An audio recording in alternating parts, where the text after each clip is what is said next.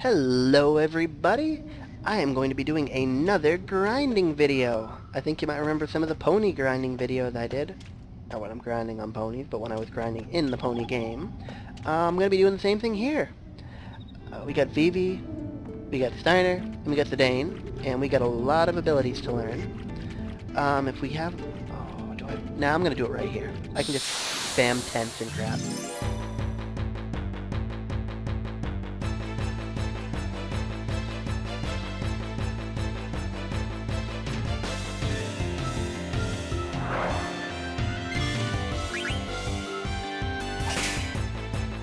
You go, Vivi.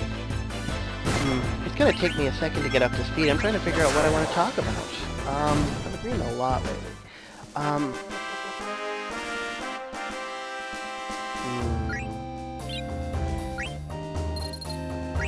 Oh, man. Hey, 1986. That's the year I was born. Oh, so I got a call at work today, and it was one of our big bosses. And so, you know, the first thing, anytime you get called by someone that much higher above you, you think, oh god, I must have screwed up really bad. But it turned out they were getting back in touch with me about one of the promotions I applied to recently. I applied to be a shift leader, and apparently I did pretty well in my promotion because they offered me the job. It's really weird though. I applied for a couple of promotions because there was a couple of concurrent promotions going on at the same time. And apparently a lot of people who applied for... I applied for all of them, by the way. But the only one that I got was a shift lead, which is kind of disappointing because it was the one I wanted to leave. But some people got qualified for multiple positions. And so what they're doing is they're calling and making sure, like, okay, well, we got 3 shift lead positions and we got, like, 2 of this other position. And we want to make sure that no one accepts both offers or anything and screws everything up. So they made sure I wanted the shift lead position, and so I'm locked in for that, but they don't want me to tell anyone about it and screw up anything until everyone's made their choices, because there might be a situation where, like, you know, one guy would get shift lead, but then one of the guys who got one of the other position would want shift lead, and he did better, and I don't know, I actually had them explain it to me over the phone, and it got complicated, so I just stopped listening after a while. Which you really shouldn't do with someone so much higher above you, you know, boss ladies. But we'll pretend that didn't happen. But anyway, yeah, I got the promotion. I'm actually looking really forward to it. I know I said it wasn't the one that I wanted, but, I mean, it's a shift lead. It's sort of a lower management position in a way. You do have a lot more authority than I have right now. I'm actually going to have people working under me. Which, I mean, I think I've already said this in another video of mine. I've done a lot of these responsibilities that the shift lead does anyway, because I've been working in an area where we don't usually have a shift lead because they're all, like, sick or on vacation, or just never around. And so we've just kind of had to pull the slack in ourselves, and I've been doing it for a while, so I mean, I know I can do the job, but it's going to be cool that I'm actually going to get paid for it, and I actually have the authority and the title and everything. So, you know... And like I said, it looks real good on a resume, saying, you know, oh, well, you know, I know how to keep people in line, I know how to get a job done, I know how to organize and manage resources, and work under pressure, you know, all that stuff, you know, buzzwords, stuff that makes you look more important than you actually are. So yeah, that was some really good news. It was really sad because I got called like an hour before the end of my shift, and I couldn't tell any of my coworkers because I got to keep it on the down low. It's like, oh, but you know, you can tell your family and stuff, and I'm going to call you guys my family, so I'm telling you. Zidane's actually pretty low on the health. I can't show it because it's not the actual LP. We're just gonna be like, smacking stuff, getting AP, learning abilities.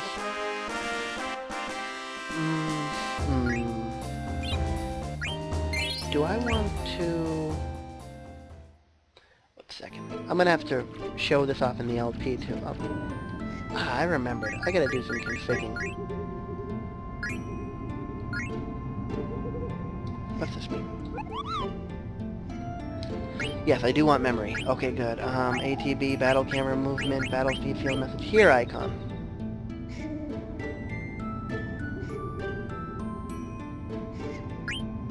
Okay. Much better. Okay, so now what we can do is see that little guy above your head? By default, after a battle or something, he shows up. It bugs me to have him on all the time. So, like, if I want to summon him, I can. but for now he's just not going to be visible unless we call him. Which, I don't know, just annoys me after a while. Yeah, Dane, you kick his butt. There we go. This place is a really good spot to grind because you can one-shot just about everything. There we go, some more levels up. What else am I going to talk about? Oh, man, I want to be interesting and fun. Oh, I was going to talk about the LPer's curse. I am so embarrassed. Rule the rules. So I gotta charge you since you ain't in Tantalus anymore. What do you need? Okay, well, you know, I'm gonna have to revisit that. We really can't afford any tents, but I'm just gonna buy potions.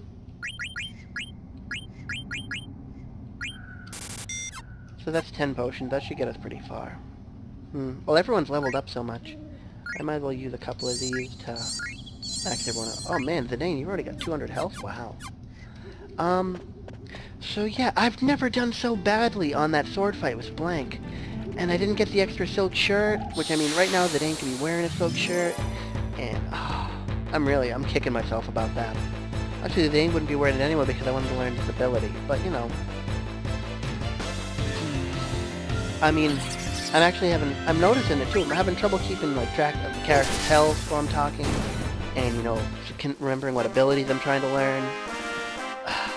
I never thought that just talking to people while you play a game would be so hard. I mean, I remember back in high school, I never played games alone. I had so many friends in high school that, you know, after school we'd get together and we'd play games. My first roommate ever, he was one of my friends from high school, and I never could play scary games like, you know, Silent Hill, Resident Evil.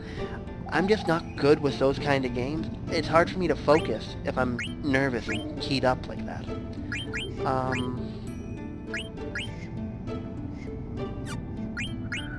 are we doing? We got 11 AP so far. Okay. So I used to watch him play, and it was so much... I love watching LPs. I mean, I guess I'm preaching to the choir, since anyone who's watching this is watching LPs, and they're more than likely willing to watch LPs from someone who's not, you know, very popular or even very good at it yet, but... It's great watching someone else have fun, and there's this sort of, I don't know, you feel a connection to people when you watch them play games, and when you play games with them. And I mean, I feel that when I play with Harkin too. It's the way games are meant to be done, you know? It's a bonding thing. I mean, I could sit here and play this game by myself, and there were times when I did as a kid, but some of the fun and magic of games, you know, sharing this. I mean, I'm always gushing about the story in this game, but isn't it so much better to be able to, you know, go to someone and say, hey, look at this. I had a great time with this. I want to share this with you. I want you to be a part of this with me. And I mean, that's why I've gotten into LPs. I know I'm kind of goofy about it, and I'm, you know, not very good at it yet. But I'm getting better. I mean, I definitely am. I would have just been like, the first time that I tried to, I remember I tried to record an LP a couple of years ago, actually, with an old SNES game. It was, Mystic Quest. Another Final Fantasy. I'm not going to just be doing a Final Fantasy on this channel, by the way. It's just that some of my favorite games have been Final Fantasy. And that pony one just kind of fell into my lap. But, maybe that wasn't the best choice of words. Moving on. I couldn't talk. I froze up. I guess it all built out of the fact I was really shy as a kid. I didn't really come out at all, like, socially until high school. And the only reason I was able to get out of my little bubble in high school was because I had so many people, you know, I mean, I went from like a class of 20 people that I'd spent more than half my life with to this huge, like, 600-person high school, which I know isn't that big for a high school. But, you know, when you're, you know, 14, 15, 600 people is a lot of people. And I'm like, oh, you know, there's so many friggin' people, and you skip around so much with classes and stuff. I should just disappear. if I screw up, I don't gotta worry. There's so many other people that I can try to impress and, be friends with. And that was kind of the mindset that I gave myself in high school. And I ended up being that, I was cool with everybody. I didn't really get close to anyone. But at the same time, I could sit down at any table at the cafeteria. I could shoot the shit with, the jocks. I could talk to the shop guys. I was cool with the nerds, the gamers, the goths, I could talk to anybody. And I've tried to cultivate that in myself. I mean, I like to think that if I spend enough time with a person, I can see where they're coming from. And I pride myself on that. Okay, so we've learned fire. We're halfway to blizzard and thunder. Nothing else that Vivi can learn. So Vivi's gonna be done quick. So yeah, going back to that. But even then, I still consider myself a real bad introvert. But I mean, a lot of people are at that age. It's hard to I think part of the reason why kids are so bad socially is because they don't realize how big the world is and how many chances they get. And I mean, for some reason, I'm thinking of that campaign they had, the It Gets Better campaign for when kids are gay and are afraid to come out and they feel like everyone's against them. And I mean, I felt like that as a kid at times. I think everyone has some moment where they feel like there's no one they can turn to. And, like, oh God, I'm trapped here. I'm never going to get out of this. Things are never going to get better. And it does, to a degree, help. And I mean, that's how I dealt with it, really. I told myself, it gets better. You get more than one chance at life. You can screw up. It's okay to screw up. Nobody's perfect. And I mean, perspective like that helps so much when you're a kid. And I know my younger brother was like that too. And I mean, it was hard for me to reach him sometimes. It's hard for you to tell someone else that. I mean, because when you're in that position, sometimes it feels like, no one else understands. But I mean, a lot of people have been through that. And I mean, a lot of people live with that every day. But, there's always opportunities. And I'd like to think that I'm, in a way, proof of that. I mean, I started off this wanting to talk about how much I've grown as a person since I was small. And how much easier it is for me to talk to people. And how much easier it is for me to, express myself. And I think part of that comes from being so open to others. And spending so much time trying to understand people. It helps me to understand myself, and it helps me to explain myself better to other people. I don't know, we're getting heavy again. It's hard for me not to get heavy when I'm doing this. This is my OCD. It really is. I need to do this. This is why I like RPGs so much. It's just, this progression and getting stronger, and it's important to me. I want to, especially, one of the reasons I am so deeply connected, not only do I like the story until it goes batshit, which is spoilers, although this is the grinding, not the actual LP. The story goes batshit pretty soon. Well, not soon. Second disc, I'd say. But yeah, the level up system in this is so engaging, and the way that some of the characters interact and the synergy of the battle system, which I'll be getting back into in the main LP. It's just so it feels so much more tactical. I mean, I played 7 after this, but 7 it seemed like, okay, there's like 8 or 10 ways you can put your materia on at the end of the game, where if you do this, you can pretty much just do infinite damage and kill everything, and, nothing is even a struggle anymore, or it's barely a struggle. And, that's okay, I guess. That's one way to progress, just unlock this materia and, get the coolest ability. But this one, it's like, you have two different progressions that are working side by side. You have your ability progression, which is locked by the items, which is locked to a degree by the story, because, depending on where you can go to and what shops you can access, depends on what you can do, what you can learn, and how your battles will play out. And then at the same time, you have your level up system, where you can get stronger, and your stats go up, and that's, they work together. So, you could rush this game and have, there's two ways to play this, really. There's what I'm doing here, which is, grinding, learning every ability as quickly as possible. Anytime you get a new equipment, you go to the nearest battle area, spec it out completely, and then go back to the story. And, that's how I've always played this game. Ever since the first time I picked up this game, and I understood the concept of leveling through your equipment, I've always done this, because, you want everything. Because it's just, it's an extra tool in your Swiss Army knife. But the other way, and I've seen people, my roommate played it like that, it's, your equipment, instead of worrying about learning the abilities, it's keeping as much equipment available as possible. So, if you need this ability, I was looking earlier, how I saw, the silk shirt and the wrist will block thunder damage. And, so my friend would, get into a battle, like, oh, this enemy's using thunder, swap those in.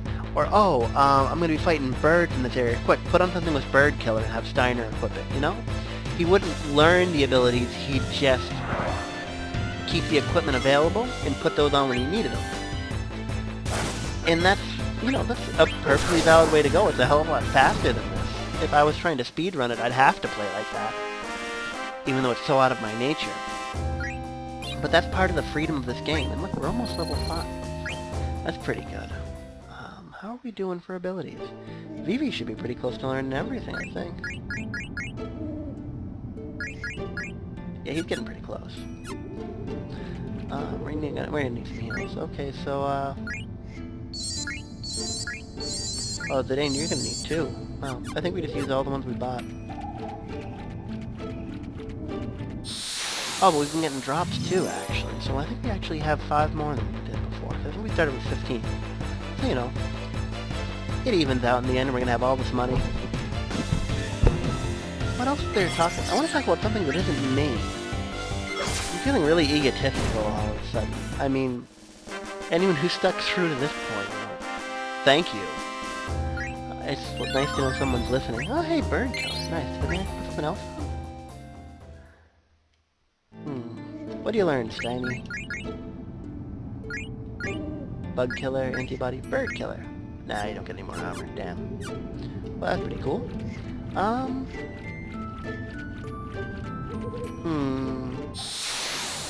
I was reading... Oh! This was really interesting to me, and I don't know how interesting it will be to you guys. Do you know why it's called a cell phone network, or a cellular phone network? It goes to, way back in the day, when cell phones were just these big, bulky car phones with these huge batteries for the transmitters, mobile telephone was only allowed a very limited range, like really, a very small part of the spectrum. And so what would happen is, because the amount of spectrum you have, and also the higher the frequency, determines how much bandwidth you have when you're making a call. So put simply, mobile telephone only had enough range for maybe 20 concurrent calls at any one time, and so that really limited the distribution area. Oh no, a back attack. No, it's gonna bite me in the butt. Baby, no! Oh, the worst part of back attack is that some of them are the guys who are supposed to be in the front and the back. So yeah, so that really damaged the ability to distribute and, promote cell phones way back in the day when it was just car phones. So, and it was really expensive, and there were long waiting lists to get in, because you could only have so many phones available at a time. But, oh, these two guys, Young and someone else, I believe it was in 1957, they wrote a paper saying, well, if we had more bandwidth in this range, which was called UHF, which is quote-unquote ultra-high frequency, which is, it's above radio, but it's below what TV had at the time. they were saying, well, you know, if you give UHF to mobile phone developers, what they can do is, if you break up the phone span into, like, discrete sections, like, say you have, you know, let's keep the numbers, say you have enough bandwidth for 100 calls on all of UHF, which they had room for much, much more than that. But say you wanted to, put like 1,000 people in a big city, all on that network making concurrent calls, or a number of people who would need like 1,000 calls. What you do is you break up the area where you needed cell phone coverage into sort of a honeycomb pattern, and what you do is you'd have antennas at every corner of the honeycomb, and each antenna would hear the full range, but each cell phone would only work on a little sliver of that range. Like if you break it into, like, say 5 portions that could each hold 20 calls. And what would happen is if the cell phone moved from one honeycomb to the next, it would start using a different range. And you could change the size of those honeycombs based on how heavy the traffic was. Or you could, you know, expand the capacity, the bandwidth of the signal. And so what would happen is, you know, like say I'm in this section and I'm using this range, and then I move to the next one, my phone would just flip to the next range, and that way I wouldn't be, you know, disconnecting someone else or anything like that. And it would all happen seamlessly on the back, and those honeycombs are the cells, and that's why it's a cell phone system. And it makes a lot of sense, because I mean, you know, you can just change the size of the cells based on the bandwidth needed, or if you can expand bandwidth, you can make them bigger. And because an antenna can handle, you know, a range of signals, it can be picking up like different ranges and different cells that it has coverage in. And that way with the overlap, you know, I don't know, I found it fascinating. Because I've never really envisioned the cell phone network. I mean, you know, you think of cell phone, oh, I'm near a tower, I get a signal. But, you know, someone one day had to figure that out. Someone actually had to think, how am I going to let all these people make phone calls at the same time, without wires, and, you know, keep them connected to a switching site? It's a book I'm reading. I can't remember the title. It escapes me at the moment. What it is? Why are we getting all these back attacks? This is stupid. Oh no, Goblin Punch. Oh man, that hurt. Like I was saying, the worst. The book's actually about Bell Labs, which was Bell Labs was the research and development arm of AT&T, and they worked with AT&T. And also with Western Electric, which was the engineering and manufacturing arm of AT&T. And what would happen is, there would be problems with AT&T, like, you know, we need more bandwidth, we need faster switches, or this, that, or the other thing. And Bell Labs would solve the problem using the latest in material technologies and research, and, you know, they had a lot of scientists devoted to physics and, you know, chemists. And they'd design better equipment, and they'd get it to, you know, working mass production state, and then Western Electric would build the equipment. So, you know, it was a good system they had, and I mean, that's why they had such a powerful monopoly for so long. Because what they'd argue is,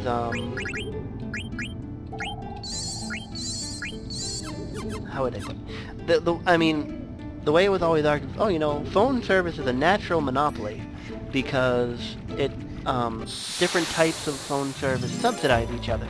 Like, you know, long-distance service is mostly used by people who are richer, and the profits from long-distance service, which, you know, takes a lot of equipment and maintenance to keep these powerful lines going across the country, that finances and subsidizes the local calling, which, you know, is priced at a more accessible level for everyone, so that anyone who wants to can talk to anyone. And I mean, to a degree that makes sense, but I mean, we've got and when you look at how the current system for phone service is, it's pretty garbage. So I mean, maybe they had a point, but at the same time, you know, anytime you give someone complete control over a system, there's a potential for abuse. Looking at it from the perspective of the book, it looks like AT&T did a pretty damn good job with what they had. But, you know, that's a whole tangent right there. I'm not very pro-monopoly, even if although it worked.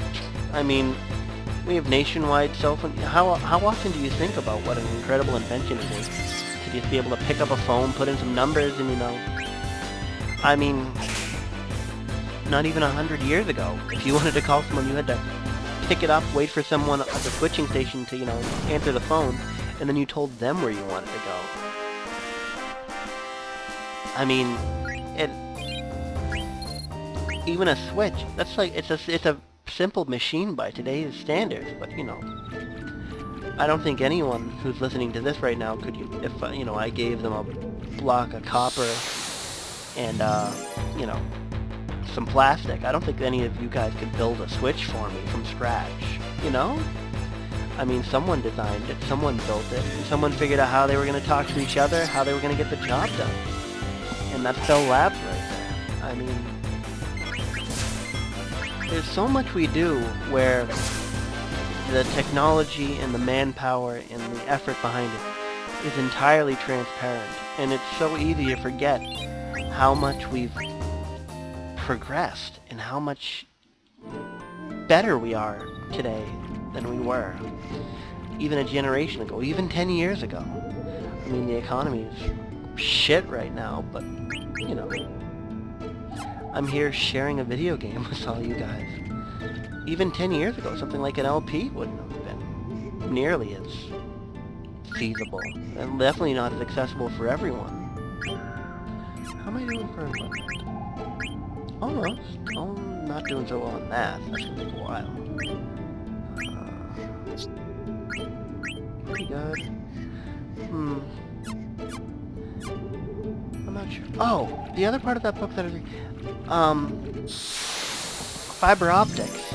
I didn't realize that they were working on fiber optics back in like the 60s and 70s. I can't believe it's that old of a technology. I mean, and only now we're just getting, local fiber optic where, I'm connected directly to fiber. That's... In a way, it's like, oh, that's not really that fast for progress at all. But things happen so quickly. It's like some inventions just feed off each other. Like, the original semiconducting amplifier led to the integrated circuit, led to the original,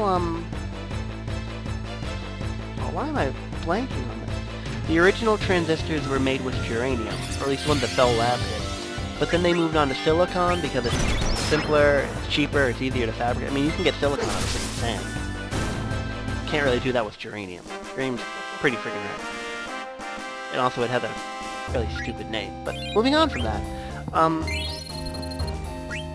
And little things like that build up. Like, they said how, if it weren't for transistors, you couldn't make a communication satellite. Could you imagine, like, using vacuum tubes to make a communication satellite? Well, I mean, if they hadn't made the transistor, we wouldn't have solar panels. So, I mean, how would you power it to begin with? Would you put these, like, huge friggin' honking car batteries in the damn thing or something to keep it running? Because vacuum tubes need a lot of electricity.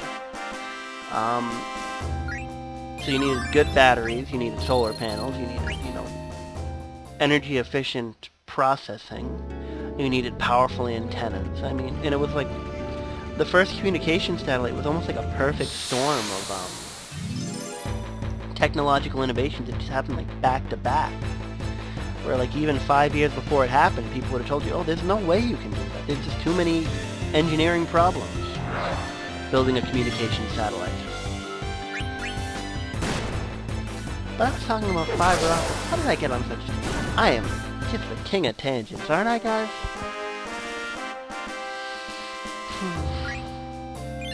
Yeah, there we go, level 6. And, oh, we learned 2 abilities. Oh, nice. And we're doing good for money now. What am I doing?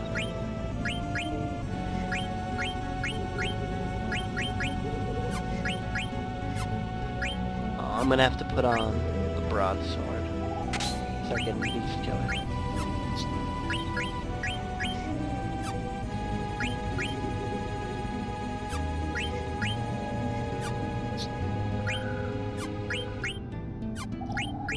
Well,